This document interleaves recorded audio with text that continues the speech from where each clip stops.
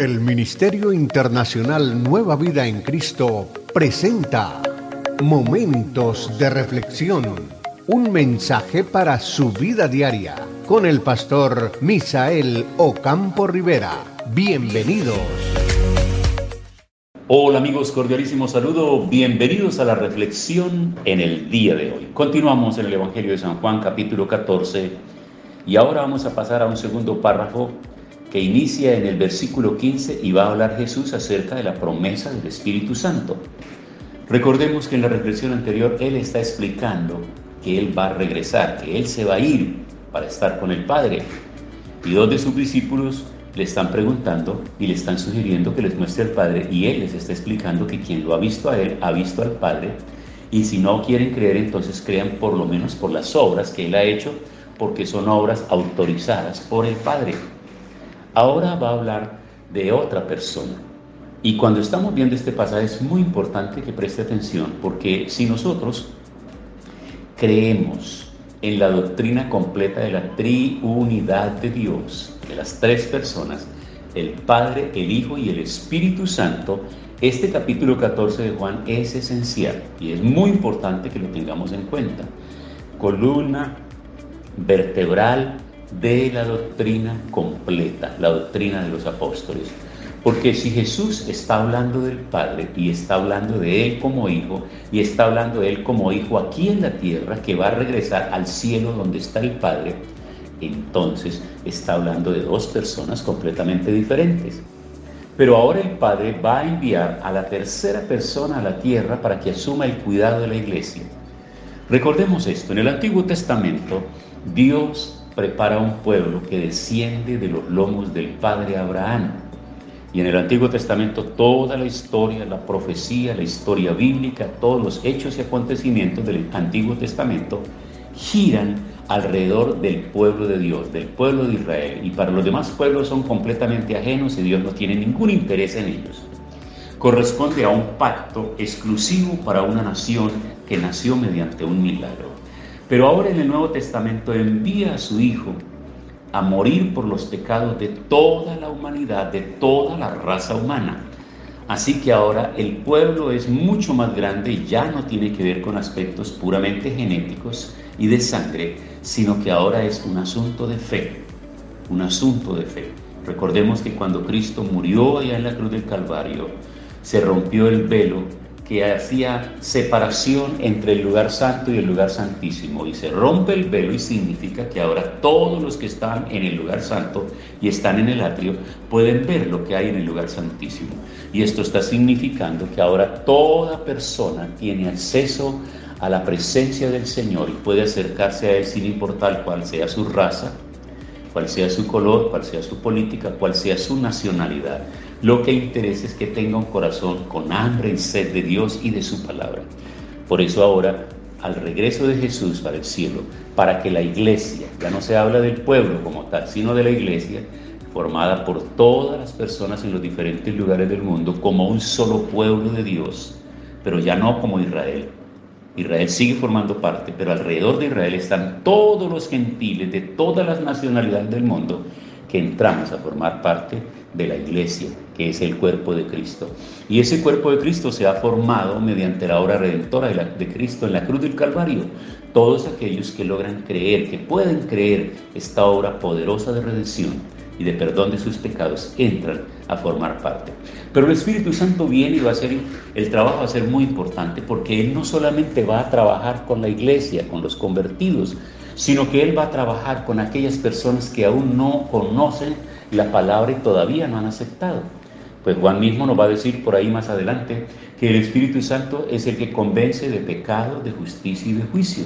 Así que si tú y yo hoy somos personas convertidas a la fe de Cristo, es porque el Espíritu Santo nos persuadió. Y si hay personas que aún no lo han hecho, el Espíritu Santo está trabajando para persuadirlos en su mente, en su corazón y en su voluntad. Dice el capítulo 14 de Juan, versículo 15: si me aman, obedecerán mis mandamientos. Le pediré al Padre y le dará otro consolador para que esté siempre con ustedes. El consejero, el Espíritu Santo de la verdad, el mundo no lo puede recibir porque no lo ve ni lo conoce. Ustedes lo conocen porque vive con ustedes y estará en ustedes. No los dejaré huérfanos, volveré a ustedes dentro de poco. El mundo no me verá más, pero ustedes me verán. Ustedes vivirán porque yo vivo. Ese día ustedes sabrán que yo estoy en el Padre y que ustedes están en mí y yo en ustedes. El que realmente me ama conoce mis mandamientos y los obedece. Mi Padre amará al que me ame y yo también lo amaré y me mostraré a él. Judas, no Judas Iscariote, le dijo: Señor, ¿por qué te vas a mostrar a nosotros y no al mundo? Jesús le contestó: el que me ama obedecerá mis enseñanzas. Mi Padre lo amará, vendré a él y viviremos con él. El que no me ama no obedecerá mis enseñanzas. La enseñanza que ustedes han escuchado no son mías, son del Padre que me envió. Les digo esto mientras estoy con ustedes, pero el consejero, el Espíritu Santo, que el Padre enviará en mi nombre, les enseñará y recordará todo lo que les dije. Les dejo la paz, es mi propia paz, la que les doy, pero no se la doy como la del mundo. No se preocupen ni tengan miedo. Me escucharon decir que me voy, que volveré a ustedes. Si de verdad me amaran, se habrían alegrado de que regreso al Padre, pues Él es más importante que yo. Así que les digo esto: no estaré hablando mucho tiempo con ustedes porque viene el que manda en este mundo, el que no tiene ningún poder sobre mí. Pero el mundo debe saber que amo a mi Padre y que hago lo que mi Padre me ordenó hacer. Levántense, vámonos de aquí.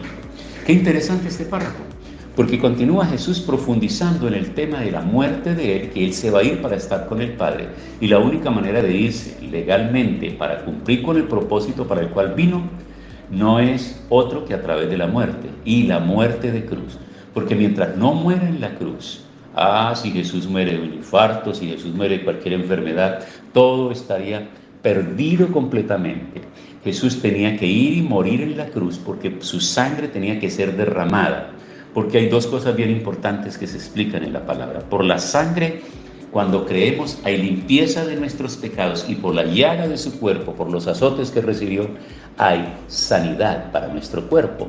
Dos cosas muy importantes de ese misterio de la cristología, de esa vida de Cristo en la vida de nosotros, que llega a nuestras vidas para transformarnos y para cambiarnos. En su sangre, al creer y aplicarla por la fe en nosotros, nuestros pecados desaparecen, somos limpios por el Padre, y el Padre nos ve ahora completamente limpios por la sangre de su Hijo.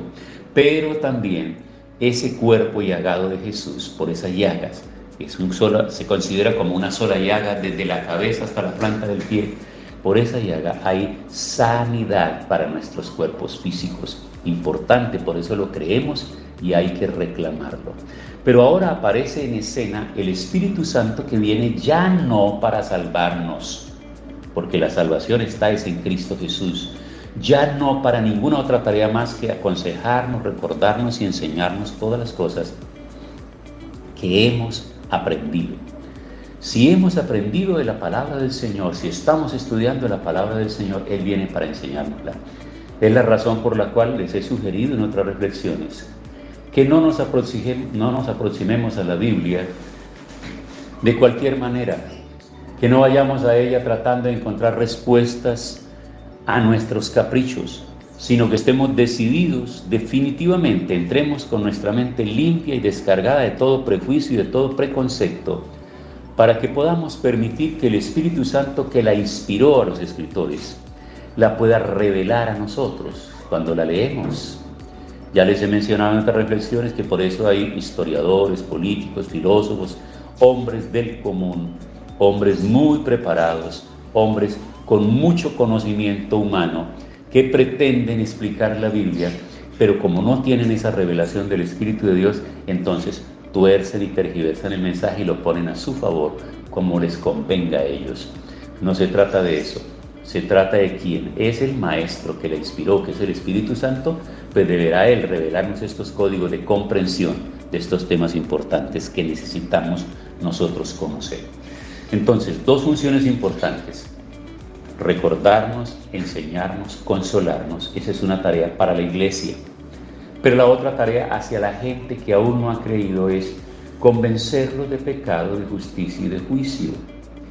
Y hay una tercera tarea muy importante que el apóstol Pablo declara, que el Espíritu Santo es nuestro intercesor. Hay religiones que colocan seres humanos como intercesores entre Dios y el hombre. Ningún ser humano está por encima de otro ser humano. Todos los seres humanos estamos al mismo nivel, así que se necesita un ser espiritual para que tome nuestras oraciones y las lleve directamente al Padre y las presente, y ese es el Espíritu Santo.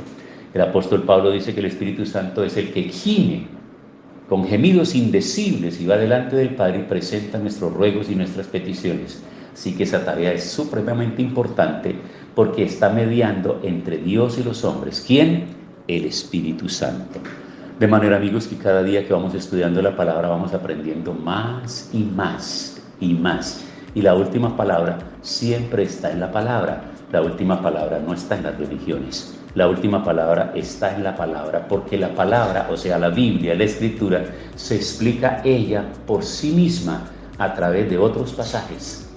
No te puedes casar con un versículo aislado, tomarlo aislado, sacarlo allá como cogerlo de los cabellos y arrancarlo. No, hay que leer todo un contexto para entender exactamente eso. Y Jesús está dejando clara una evidencia aquí. La evidencia de que ustedes me aman es que guarden mis mandamientos, obedezcan mi palabra. Entonces, en otras reflexiones yo les he hablado de la diferencia entre creer en Dios y creerle a Dios. Tú puedes creer en Dios, pero mientras no le obedezcas, tú no tienes las bendiciones de Él. Porque Jesús dijo claramente, si me amáis, guardad mis mandamientos, es decir, mi palabra, obedecer la palabra del Señor. La obediencia a la palabra del Señor es la prueba reina, la prueba fehaciente de que tú realmente crees en el Señor. Ahora te pregunto, ¿crees en el Señor? ¿Estás obedeciendo la palabra? ¿O crees en Él pero no la obedeces? Si crees y no la obedeces, eres peor o igual a aquellos que lo niegan. Entonces es mejor creer y mediante la obediencia a esa palabra disfrutar las bendiciones. Tiempo para orar. Señor, muchas gracias en el día de hoy por esta palabra, porque de nuevo viene para exhortarnos, para traer luz a nuestro entendimiento. Señor, gracias. Yo te ruego que uses esta palabra, que el Espíritu Santo use esta palabra para persuadir a tantas personas que en diferentes lugares hoy escuchan esta reflexión, escuchan esta oración y participan de ella. Gracias en el nombre de Jesús. Amén. Hemos disfrutado de un gran momento de reflexión con el pastor Misael Ocampo Rivera. Un mensaje lleno de amor, esperanza y felicidad para tu vida. Los invitamos a compartir este mensaje con sus amistades y en sus redes sociales. Búsquenos en YouTube y Facebook como Ministerio Internacional Nueva Vida en Cristo y en Instagram como @MIinternacional Nueva Vida. Momentos de reflexión.